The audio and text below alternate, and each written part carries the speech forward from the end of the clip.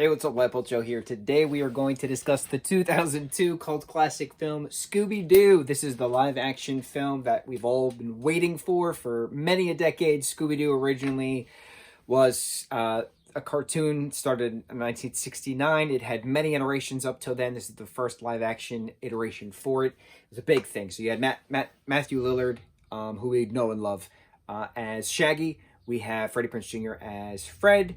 Sarah Michelle Gellar is Daphne. Lisa Cardinelli is Velma. Isla Fisher is in this as Mary Jane. James Gunn actually did the screenplay for this. Rowan, I forget his last name, he directed this. This is a cult classic film. It is very appreciated 20 years later. Here we are in the 20th year of this film. It came out in 2002, and here we are in 2022. 20 years of memes and well, I mean, more recent memes, but the Shaggy being a god memes a couple years back, that was absolutely perfect with the behind-the-scenes interviews of the cast, like dubbing the subtitles, the text, hysterical. Different Scooby-Doo memes from this, different references of Freddie and Sarah. This is where they first met, and no, they met in I Know What You Did Last Summer, and then it carried out to this film, and they're one of the pinnacle Hollywood romances. They've been together for, what, almost 30 years? And to see them as love interests on screen and be love interests in life, it's pretty neat.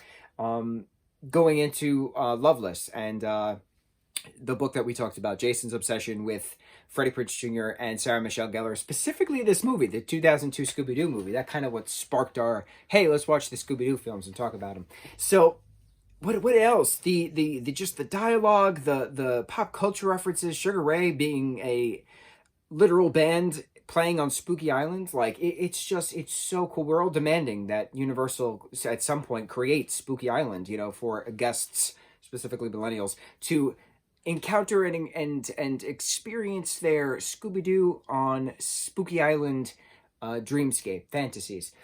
This is a really awesome film. Everyone does an incredible job with it. It's very much a Scooby-Doo movie, right? At the beginning of the movie, you have the unmasking of a man behind a mask. The Scooby-Doo gang parts their separate ways. They all come back together again to solve another mystery. They go to Spooky Island to figure out what's happening with these college kids during their spring break. Turns out Scrappy-Doo is behind it the entire time, wearing a mechanical Rowan mask of himself. I forget the actor's name. He plays Mr. Bean, Rowan something. And it's just chaos. There's monsters, the what up dog dialogue throughout the entire thing, the very ska, the very skater boy alt kind of vibe for majority of the males, but the females too. It's very beachy, it's very summery, it's a spring break kind of film. It's just parties and fandom and fun, and just the aesthetic of it is gorgeous as well. You have this whole voodoo aspect of it with different actual spells, and yes, it was technically Scrappy behind a mask, but it was based on actual native mythos within a Daemon Ricus, an artifact that if you read it properly, you can, the user of it can, bring the monsters into the real world and cause chaos and defeat all humans. It brings in actual ritual. It brings in actual mythos. So it's not just another guy behind a mask. It's an actual kind of curse kind of a thing. It's pretty neat.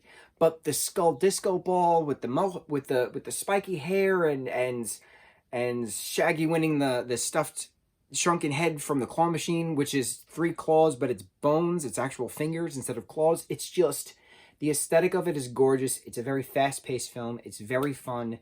It's very spooky. It's always referenced, especially the soundtrack. Soundtrack is always referenced. This is a perfect example of culture in the early 2000s. Perfect example. Absolutely love this film. I was very happy that they made a second one.